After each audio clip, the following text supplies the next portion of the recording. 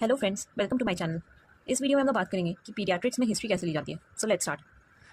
History taking in paediatrics में हम लोग अलग अलग सेक्शन में हिस्ट्री लेते हैं। जैसे हम लोग मेडिसिन में लेते हैं, कुछ भी उस तरीके से ही लेते हैं, बस यहाँ पे थोड़ा बहुत चेंजेस है जिसके बारे में मैं आपको बताऊंगी कि बर्थ हिस्ट्री वगैरह लेते हैं यहाँ पे। तो सबसे पहले तो हम लोग स्टार्ट करते हैं पेशेंट पर्टिकुलर से, जिसमें आता है name, age, sex, religion, address, date of admission, date of examination. इन सब का अपना अपना इंपॉर्टेंस है। जैसे नेम आइडेंटिफिकेशन के लिए इंपॉर्टेंट होता है, ठीक है, कि आपने जिस पेशेंट की हिस्ट्री ली है, आपको उसके बारे में आपका आइडेंटिफिकेशन के लिए आपके पास उसका नाम होना चाहिए। एज, क्योंकि कुछ डिजीजेज एज रिलेटेड होती हैं, जैसे आपको पता है प्रोटीन एनर्जी मालन्यूट्रिशन बच्चों में देखने को मिलता है, ठीक है, मतलब चाइल्डहुड का उसमें इंपॉर्टेंस है, राइट। और फिर आ जाते हैं हम लोग सेक्स पे। सेक्स में जैसे हम लोग बात करेंगे कि फीमेल्स में कुछ डिजीजेस होती हैं जो उसमें होती है, जैसे लाइक सर्वाइकल कैंसर जो फीमेल्स में ही हो सकती है, राइट। और कुछ डिजीजेस जैसे मेल्स में ज़्यादा कॉमन है, कुछ डिजीजेस फीमेल्स में ज़्यादा कॉमन है, जैसे एक्स लिंक डिजीजेस मेल्स में ज़्यादा कॉमन होते हैं वैसे, ठीक है। रिलीजन स्पेसिफिक भी कुछ डिजीजेस हो सकती है, राइट। वैसे ही लाइकवाइज एड्रेस की बात करें तो जैसे कि हम लोग बात करें नॉर्थ बिहार में काला आजार ज़्यादा प्रोमिनेंट है, दादर नगर हवेली में लेप्रोसी ज़्यादा कॉमन है, राइट।